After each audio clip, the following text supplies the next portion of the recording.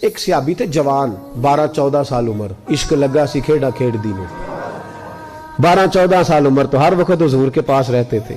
صحابہ کہتے ہیں ہم نے سوچا ہر وقت ہی رہتا ہے. ایک دن نبی پاک صلی اللہ علیہ وسلم نے کہا ان کو ذرا بتاؤں تو صحیح ہے مجھ سے پیار کتنا کرتا ہے.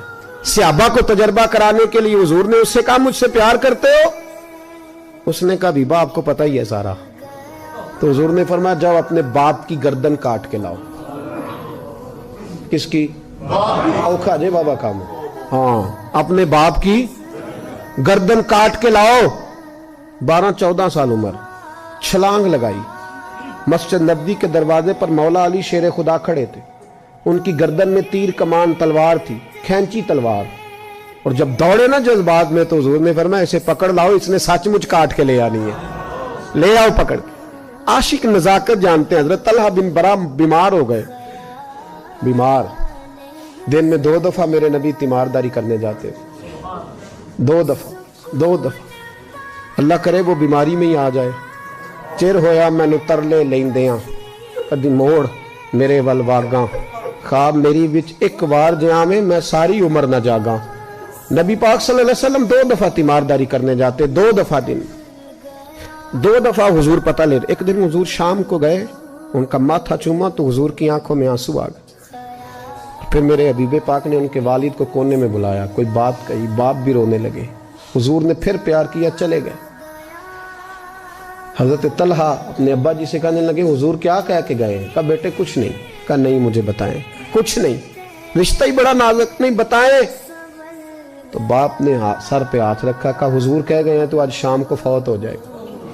اور جب حضور نے کہا جب اس کا انتقال ہو جائے تو مجھے خبر کرنا. والد کو چارپائی پہ بٹھا کے تو حضرت طلحہ نے ہاتھ پکڑ لیا. عشق تے اگ دوویں ایک برابر, پر عشق دا سیک ودھیرا. اگ تے ساڑے ککھ تے کانے, عشق ساڑے تن میرا. او اگ دا دارو میہ تے پانی, مینوں کوئی دسے عشق دا دارو کیڑا. بلے شاہ اتھے کچھ نہیں بچدا جتھے عشق ہوراں دا ڈیرا. ہاتھ پکڑا باپ کا اور کہنے لگے ابا جی ایک وعدہ کرو, رات کو جب میں فوت ہو جاؤں تو نبی پاک کو اطلاع نہیں دینی. خبر. کہا بیٹے حضور کہہ گئے ہیں دینی ہے, تو کہتا نہیں دینی, کیوں؟ عاشق نزاکت جانتے ہیں. اگرچہ 12-14 سال عمر تھی پر عشق پکا تھا نا, نزاکت سمجھتے تھے. کہنے لگے ابا جی جن گلیوں سے حضور نے گزر کے آنا ہے وہ یہودیوں کی گلیاں ہیں.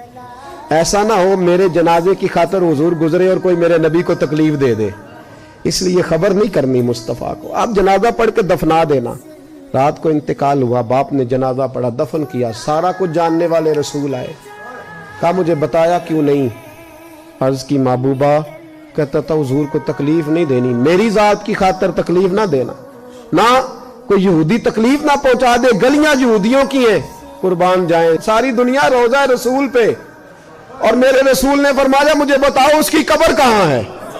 ساری دنیا روزہ رسول پہ, اور نبی پاک اس غلام کی قبر پہ کھڑے آنسو بہ رہے ہیں. صحابہ کہتے ہیں ہر قبر پہ دعا یہ ہوتی تھی یا اللہ قبر کشادہ کر دے, یا اللہ اس کا حساب آسان کر دے.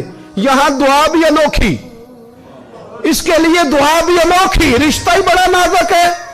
میرے نبی پاک نے دعا بڑی انوکھی فرمائی. کہا اے اللہ جب میرے طلحہ کی تیرے ساتھ ملاقات ہو تو ذرا اس سے مسکرا کے ملنا, یہ تیری شان کے لائق ہے, ذرا اس سے مسکرا کے ملنا. کہتے ہیں وجد ہو گیا طاری, اس لیے کہ جو رشتہ نبی کا امتی سے ہے اور امت کا رسول سے ہے اس کی نزاکت کو صرف غلام جان سکتے ہیں.